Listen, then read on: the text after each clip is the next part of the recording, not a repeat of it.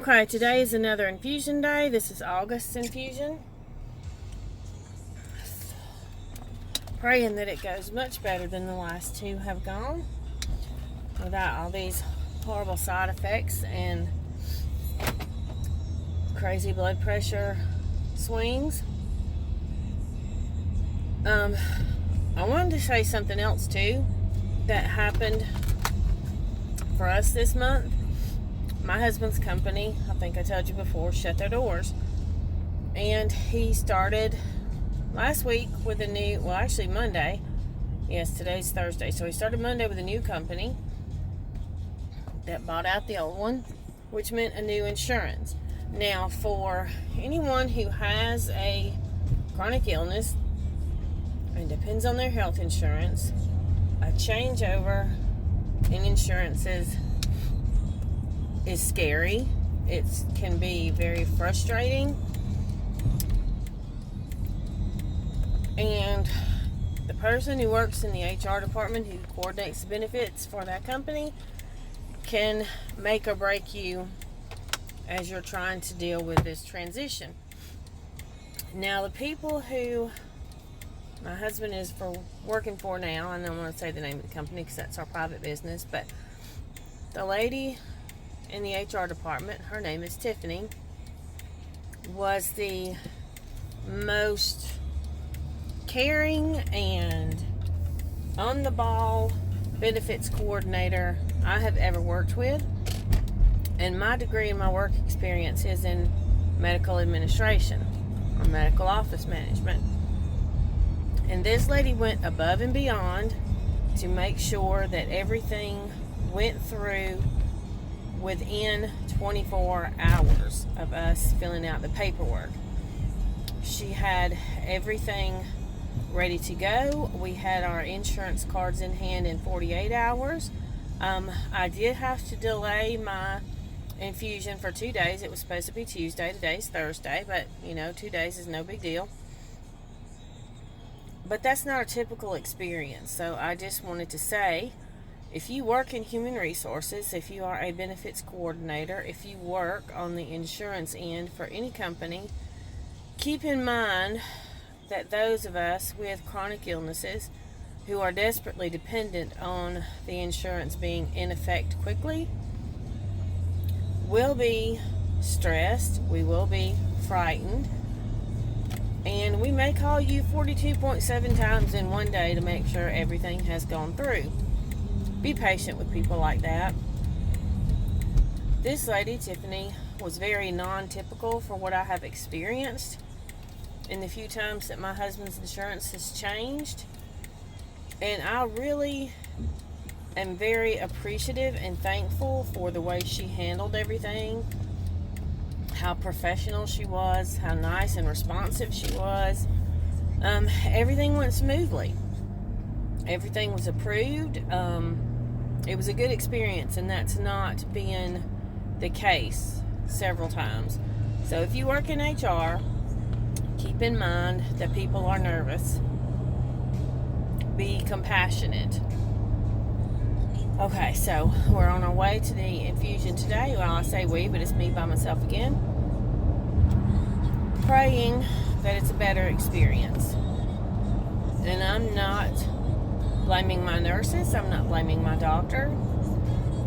HyQvia is made from human plasma, which means each dose is going to be slightly different. But if this one goes as horribly bad afterwards as the other ones did, I'm definitely going to have to consider different options. So I'm praying that this one goes well, because I don't want to have to go through starting all over with another medicine, getting another medicine approved, having to go through the ramp-up phase again. I don't want to do all that again. I need this to go smoothly, and I need them to figure out why the last two have been so bad. They did take my pre-med steroids away, because he said I'd been on it for a year, and it's not good for you to take steroids consistently for that long, and I understand that. But I really believe that the steroid pre-med helped keep these side effects at bay. I've also noticed the last 2 times that it set my vestibular neuritis into a spiral. I was dizzy for a few days.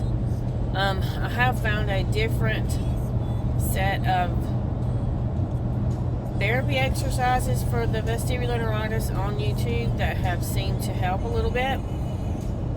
And it is extremely difficult. Well, that's interesting. There's a boat on the side of the road with no car attached to it. Okay. It's very difficult to make yourself get up and move when you're in the midst of a vestibular flare. But sometimes that's the best thing for you, because your brain needs to compensate for the misinformation it's getting from your non-functioning vestibular system. So I've been working on those this week, and hopefully that will help with those symptoms. But I am very nervous. I'm not normally this nervous as I go to an infusion, but I'm very nervous today just because I'm frightened of the side effects that I've had the last 2 times, and I don't want to go through that again. So we'll see how it goes, and now I have to drive. Okay, we got the IV going on the first stick, which is great. The needles are in my stomach, the medicine's flowing in. I'm not feeling well already. Hopefully I can sleep through it. Got a movie on, so praying for the best. Okay, my rate's increasing every 30 minutes now until it gets to 140. The IV is out. I have 3 hours left. My daughter and my grandkids just brought me Chick-fil-A for breakfast, which was a nice thing to do. I have raised really good kids. So I'll check back with you after I get a little nap. Okay, Benadryl's kicking in, so I'm really tired. My blood pressure is still kind of going up and down, but not terribly bad. I have 2 hours left now. Just don't feel well, so I'm hoping that I can sleep for the remainder of these 2 hours. So hopefully I'll see you when it's over. Good morning. Well, today is the day after August infusion. No, I'm looking a mess. I've been sleeping most of the day. When I got home yesterday, I pretty much just slept as usual. That's a normal occurrence on infusion day. Today I'm a little bit concerned because I have been awake since about 3 o'clock this morning. I have a migraine. I am exhausted. I'm still extremely swollen.